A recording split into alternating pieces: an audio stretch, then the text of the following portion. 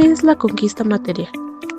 La conquista material es el término por el que se conoce el proceso mediante el cual España controló el territorio, riquezas y a los habitantes de la zona que luego se conocerían como Nueva España. La manera de llevar a cabo esta conquista fue mediante la guerra, amparándose en la superioridad militar de los europeos. Etapas de la conquista material.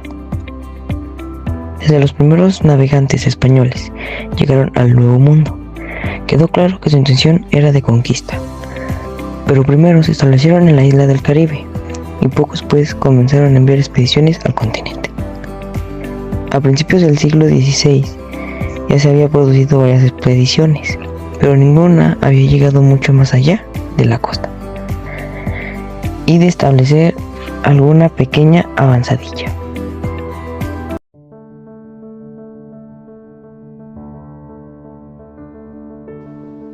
Primera etapa. El comienzo de la primera etapa se suele colocar cuando Hernán Cortés partió de Cuba hacia lo que hoy es México. Fue el 18 de febrero de 1519, el día elegido para dejar la isla caribeña con 11 naves, 600 hombres y numerosas armas. Junto al conquistador español se encontraban hombres que luego desarrollaron un papel importante en la conquista del territorio. Entre ellos destacan Pedro de Alvarado, que participó en la ocupación de Guatemala y Perú, Francisco de Montejo, el futuro conquistador de Yucatán, y Bernal Díaz del Castillo. En las costas de Yucatán, Cortés se encontró con los restos de una de las avanzadillas que se habían establecido tiempo atrás. Jerónimo de Aguilar era quien estaba al mando de ese puesto y, junto con sus hombres, se unió a la expedición. Su presencia fue importante por su conocimiento de la lengua maya y de las costumbres indígenas. En la segunda etapa, los acontecimientos no solo ocurrían en el continente americano. En España, la corona se dio cuenta de que no podía pagar los gastos de la conquista. Por esto, promulgó una serie de convenios llamados capitulaciones. Mediante estos obtuvo financiación de particulares para completar su objetivo. Mientras los expedicionarios de Cortés llegaron a Tlaxcala, allí por primera vez encontraron una fuerte resistencia indígena. Sin embargo, la superioridad técnica armamentista decidió la batalla a favor de los conquistadores. De esa victoria surgió una alianza con los tlaxcaltecas. Estos pretendían liberarse del dominio mexica, por lo que se unieron a las tropas españolas.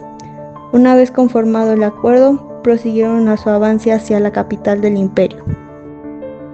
Esta tercera etapa complementó la llegada de los españoles y sus aliados al Valle de México. Allí, en su primer momento fueron recibidos como huéspedes por Moctezuma, en parte aprovechando su creencia de que representaban a Quetzalcóatl.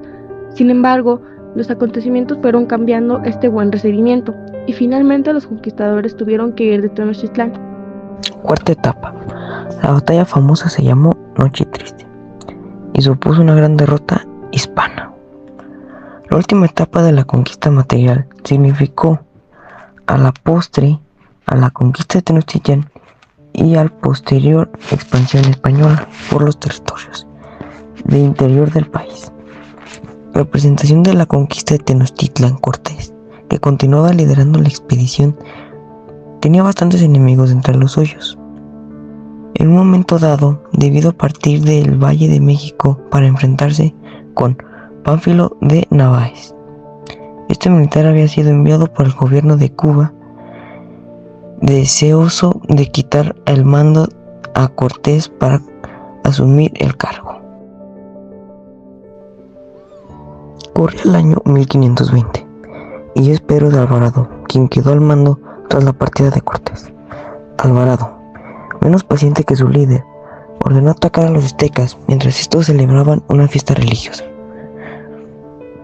A la vuelta de un victorioso Cortés, este intento de apaciguar a los enfadados aztecas finalmente no tuvo más remedio que huir, perdiendo la mitad de sus hombres. Esa maniobra es conocida como la Noche Triste.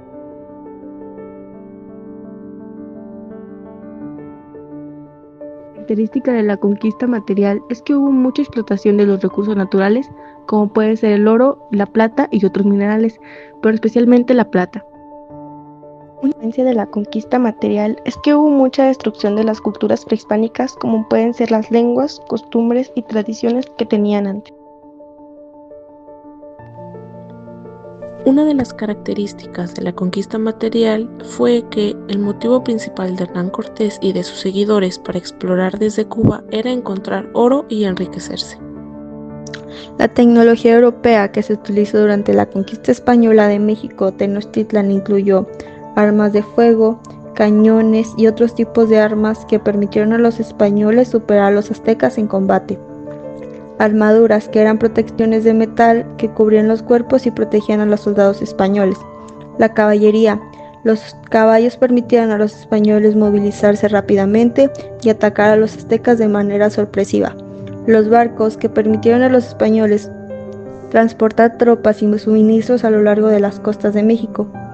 Herramientas de hierro como hachas, picos y otras que permitieron a los españoles cortar y mover objetos pesados. La pólvora, que era un explosivo que se utilizó para volar estructuras y debilitar las defensas aztecas.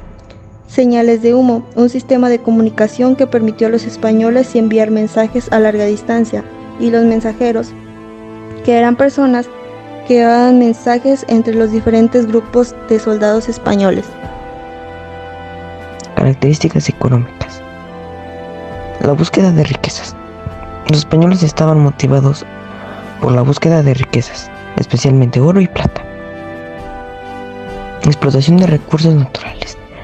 Los españoles explotaron los recursos naturales de México Tenochtitlan, como la minería y la agricultura.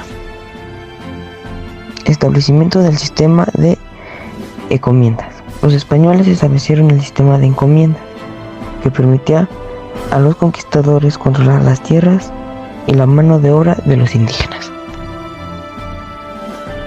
La primera consecuencia de la conquista material fue la creación de una colonia dirigida por la corona española. Después de incorporar otros territorios, se bautizó como Nueva España. Administrativamente, se trataba de un virreinato con obediencia a la metrópolis.